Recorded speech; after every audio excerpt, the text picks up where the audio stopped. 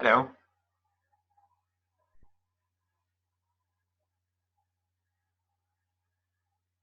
Hello?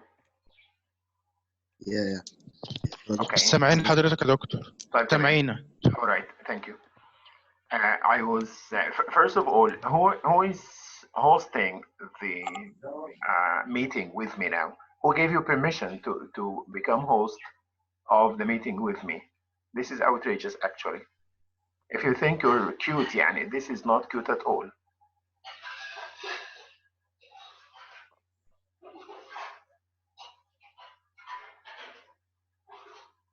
Hmm?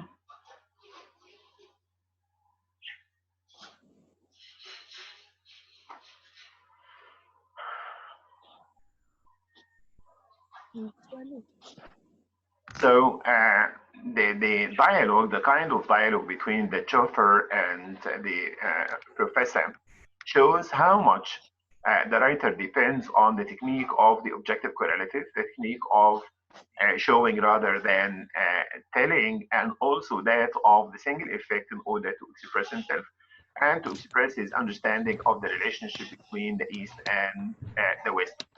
And there is also irony here. In every single quotation that I display for you, you have to pay attention to the most important narrative techniques made use of by the writer. Like here when he says, you will keep finding some languages, or you will find some languages you never heard before. He's sarcastic, of course. What are the narrative strategy used in the previous slide? Because this slide, once again, has a dialogue, and there is much to say behind the direct dialogue that you read here. There is a lot of connotation, a lot of implication that we can deduce just by analyzing the discourse of the writer or the style of the writer. Lots of irony, lots of indirect accusation and stigmatizing and stereotyping.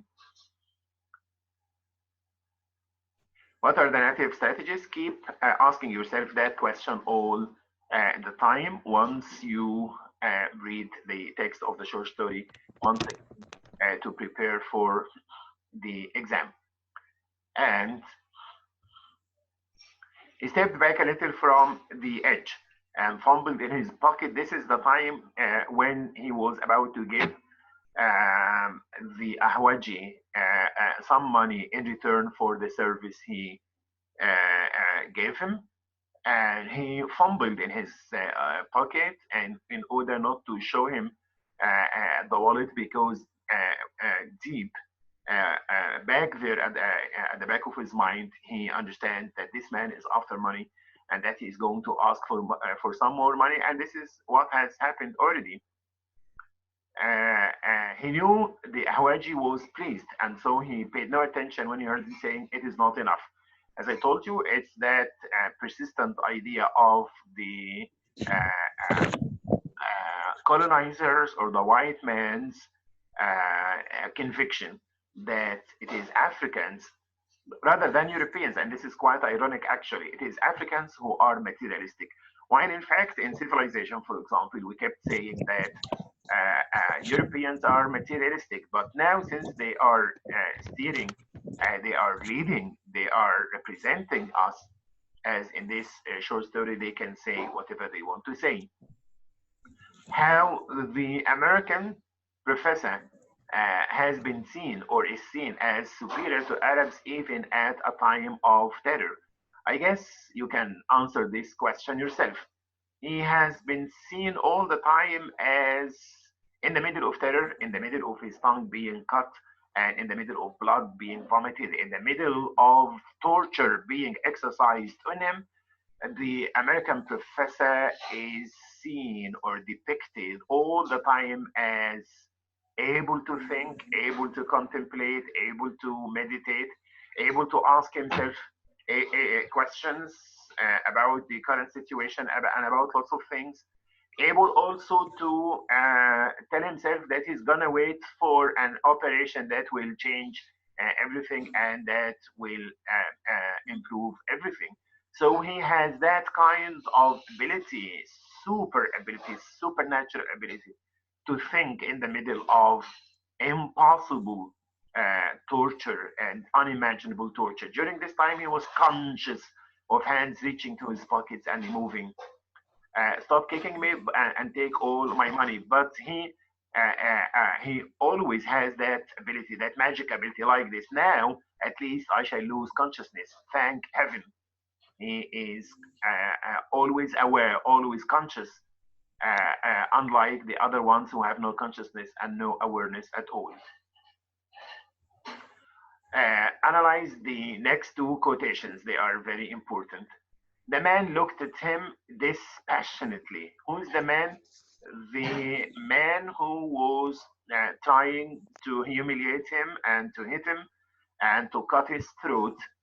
Okay, he looked at him dispassionately, having mercilessly, cruelly, lacking in emotion and lacking in every human quality you can imagine. With one hand, he pinched together the professor's nostrils and he seized his tongue and pulled it with all his might. What happened when this happens? When his tongue is cut mercilessly and fiercely and inhumanely and savagely like this? Was gagging and catching his breath, did not see what was happening. He could not distinguish the pain from yanking to the sharp knife, but he was conscious of, as I told you, of the word operation going through his mind, calming his terror. So they might be terrifying, they might be savages, and they might be all you can think of, but they cannot stop him from thinking, contemplating, dreaming, having the consciousness and awareness that he is better than they are. What is the relationship between the poem and the novel? Now this is a jump to the novel, and before the novel, I think we started that before the vacation. Before the novel, we have a poem by Eliot, which is called The Journey of the Magi, and I began explaining it, showing its relationship to the novel. Is there a relationship between the poem and the novel? There is, of course. And you can expect another question in a similar manner. There is no relationship between the poem and the novel. This is wrong. There is a strong relationship between the novel and the poem. The poem was written at the start of the century by T.S. Eliot, who, like many writers at that time, being disappointed at the condition of the world in the 20th century, expressed their frustration and their disappointment, right? And expressed also offered some kind of solution. What kind of solution did they offer? They offered a return, like in the Second Coming, turning and turning in the widening jar, the poem that we recited in class. The folk who cannot hear the Faulkner things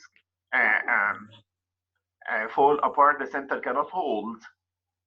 So what is the implicit suggestion? What is the implicit solution offered by Yeats and Eliot and Pound and William Carlos Williams and all those writers at that time?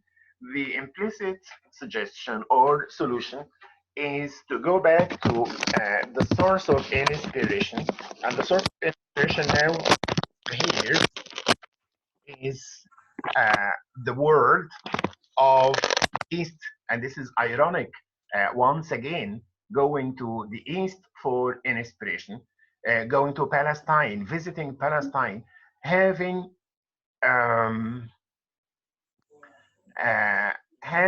another coming, having a second coming, like in the poem by W.B. Yeats, a second coming, coming to the source of inspiration, looking for inspiration, looking for moderation, looking for spirituality, looking for some sort of addressing the problems of people in the 20th century. And the problem is actually, when you read The Journey of the Magi, like in the novel, Obi goes to Europe, to England, in order to study the law, but he studies literature. Does he receive any inspiration? No, he does not receive any inspiration at all. He comes back to Nigeria full of disappointment and full of despair. And since you've seen me, this is the end. Okay. What is the relationship between the poem and the novel? We are still on the same thing. Lots of relationship. Just read the poem by T.S. Eliot. A cold coming we had of it, coming to Palestine and coming back to the places from where we departed. It is cold. That is to say, going to the center once again is not positive, is not rewarding at all. They are disappointed. They are quite disappointed. Just the worst time of the year for a journey and such a long journey. I want you to keep that in mind, as this will help us understand the novel itself when we begin to study it, like today in the lecture. The way is deep and the weather sharp. Everything is problematic. Everything is harsh and painful and cruel.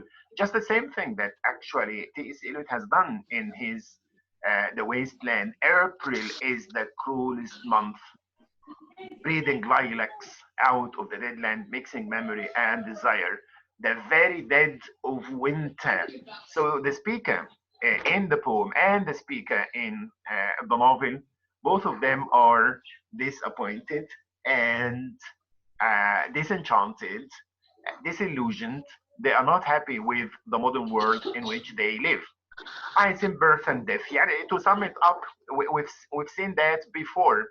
We've seen death, we've seen birth and death, but nothing is new. It's the old dispensation again. Alien people clutching their gods. I should be glad of another death. All right, another death could help us improve the conditions in which we suffer from, but nothing comes out. Here is the novel itself, and you are advised, of course, to read the novel from cover to cover, from page 73 until the very end. We have a number of things to focus on while we study the novel. Do we study it for story and plot and characterization? Of course not. خلينا نشوف السؤال اللي بالازرق اللي فوق ده. What is modernist about achieving? I want you to pay attention to that all the time when you read the novel. What is modernist? New ways of looking at reality, at the text, at characters, at Africa, at the relationship between the East and the West. What are the characteristics of the image of the modern man in a novel like this written by Chinua Achebe? So he has been stealing, واحنا شرحنا النقطة ديت قبل كده قلنا stealing himself. Again, is this moment, that is to say, solidifying, strengthening himself, empowering himself, because he knows that this is a time of fragmentation, and fragmentation is one of the characteristics of modernism. Stealing is one of the characteristics of modernism. Modern man has lost the ability to feel and to sense, as in waiting for Godot, for example. The proceedings seem to be of little interest to him, though he is the most important one, though he is the one everyone has been here to witness his case and to see the development of action. هو نفسه he feels far from interested at all in what is going on around him, as befits the image of the modern man and the modern world. What is modernist about Achebe? The use of language, the use of the description of modern man as losing interest, little interest.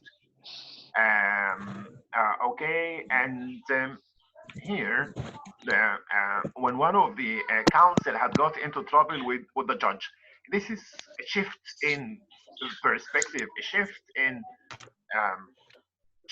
the action, in the line of action, or in the plot. In the hands of a modernist writer like Chinua Achebe, the action is not linear. It does not go, it develops directly, conventionally, traditionally, like novels written in the 19th century or in the 18th century. but it is full of shifts. It is full of variety of time, variety of place. Like this. Here we are. تفضل. Someone is raising their hands. تفضل. Do you have a problem? نشوف. انا لسه شايف حكايه ميوت للكل دي. Mute my audio, no. Would you like me to mute everyone? Mute all. كده كويس؟ Yes. خلاص كده everyone mute.